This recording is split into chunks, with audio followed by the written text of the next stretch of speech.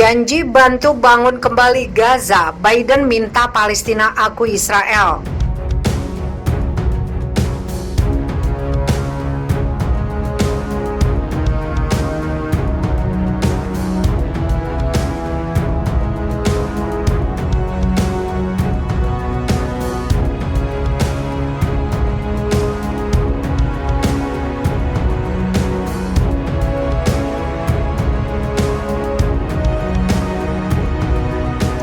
Presiden Amerika Serikat Joe Biden berjanji untuk membantu upaya pembangunan kembali Gaza usai digempur Israel selama 11 hari.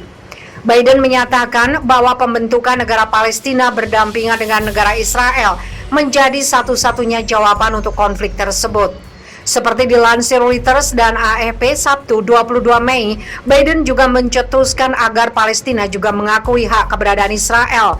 Pernyataan ini disampaikan setelah gencatan senjata disepakati Israel dan milisi Palestina setelah pertempuran berdarah sejak 10 Mei lalu. Dalam konferensi pers di Gedung Putih pada Jumat 21 Mei waktu setempat, Biden menegaskan bahwa solusi dua negara menjadi satu-satunya solusi untuk menyelesaikan konflik Israel-Palestina. Gagasan solusi dua negara dengan berdirinya negara Palestina yang berdaulat berdampingan dengan Israel dan Yerusalem sebagai ibu kota bersama telah menjadi landasan diplomasi internasional selama bertahun-tahun. Kebijakan Amerika Serikat di bawah mantan Presiden Donald Trump dikritik karena secara terang-terangan mendukung Israel dan mengabaikan Palestina. Proposal perdamaian Timur Tengah yang disusun penasehat dan menantu Trump disebut memberikan solusi dua negara. Namun proposal itu mencetuskan negara Palestina dengan kedaulatan terbatas dan Israel menjaga keamanan atas negara itu. Proposal itu ditolak oleh pemimpin Palestina. Dalam pernyataannya, Biden menyebut Partai Demokrat masih mendukung Israel. Dia juga menegaskan tidak ada pergeseran untuk komitmen Amerika Serikat terhadap Israel. Tidak ada pergeseran dalam komitmen saya untuk keamanan Israel. Titik. Tidak ada pergeseran, tidak sama sekali, tegasnya. Tapi saya beritahu ada pergeseran apa? Pergeserannya adalah kita masih membutuhkan solusi dua negara. Itu satu-satunya jawaban, satu-satunya jawaban. Cetus Biden. Biden menyatakan dirinya telah meminta diakhirinya pertempuran antar komunal untuk kelompok ekstremis dari kedua belah pihak. Dia menilai hal itu sangat penting untuk memastikan keamanan bagi warga Palestina di tepi barat dan membantu warga Gaza. Dia juga menyatakan bahwa warga Israel, baik keturunan Arab maupun Yahudi, harus diperlakukan setara. Lebih lanjut, Biden mencetuskan bahwa Palestina juga harus mengakui hak keberadaan Israel. Mari kita perjelas di sini hingga kawasan itu mengatakan dengan tegas bahwa mereka mengakui hak Israel untuk eksis sebagai negara Yahudi mereka. Tidak akan ada perdamaian, ucapnya. Dalam konferensi pers ini, Biden juga berjanji akan menyusun upaya-upaya besar dengan negara-negara lainnya untuk membantu membangun kembali Gaza.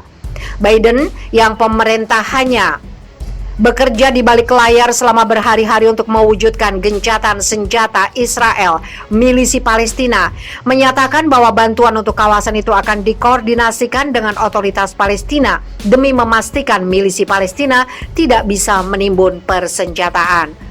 Pertempuran Israel dan milisi Palestina sejak 10 Mei lalu dilaporkan menewaskan 243 orang di Gaza, termasuk 66 anak dan melukai 1.900 orang lainnya. Menurut Kementerian Kesehatan Gaza, para pejabat kemanusiaan menyebut kerusakan yang dialami Gaza akibat gempuran Israel akan memakan waktu bertahun-tahun untuk dibangun kembali dengan biaya mencapai puluhan juta dolar Amerika. Terkait gencatan senjata Israel milisi Palestina, Biden mengharapkan kesepakatan itu akan bertahan lama. Disebutkan Biden bahwa dirinya mempercayai Perdana Menteri Israel Benjamin Netanyahu akan menjaga keberlangsungan gencatan senjata itu. Saya mendoakan agar gencatan senjata ini akan bertahan. Saya mempercayai Bibi Netanyahu ketika dia menyampaikan kata-katanya kepada saya. Saya memegang kata-katanya, dia tidak pernah mengingkari kata-kata kepada saya, ujar Biden.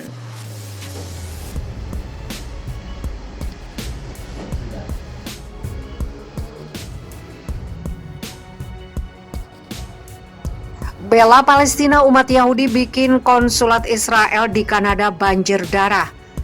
Organisasi World Beyond War dan Suara Independen Yahudi bergabung dalam aksi protes di Konsulat Israel, Toronto, Kanada pada Jumat 21 Mei.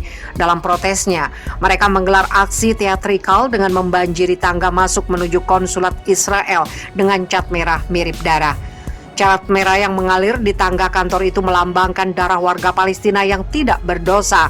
Tangan Israel sungguh berlumuran darah, ujar Rabbi Mifashair, salah satu anggota IJV, dikutip pikiranrakyat.com dari Al Jazeera pada 21 Mei.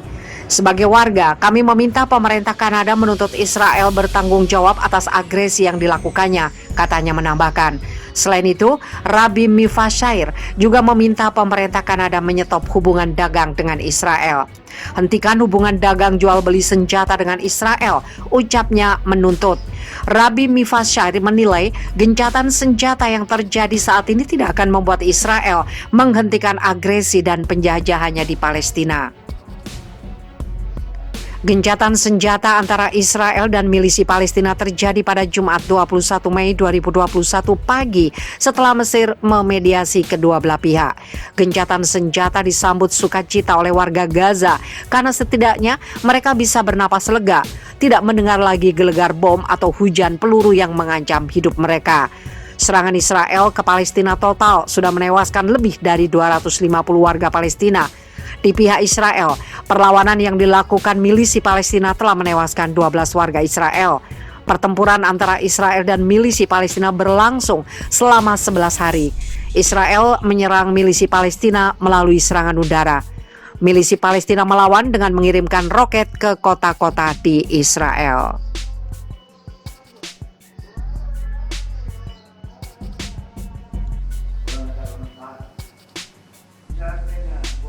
Komandan milisi Palestina Mohammad Deif, kucing 9 nyawa yang selalu lolos dari upaya pembunuhan Israel.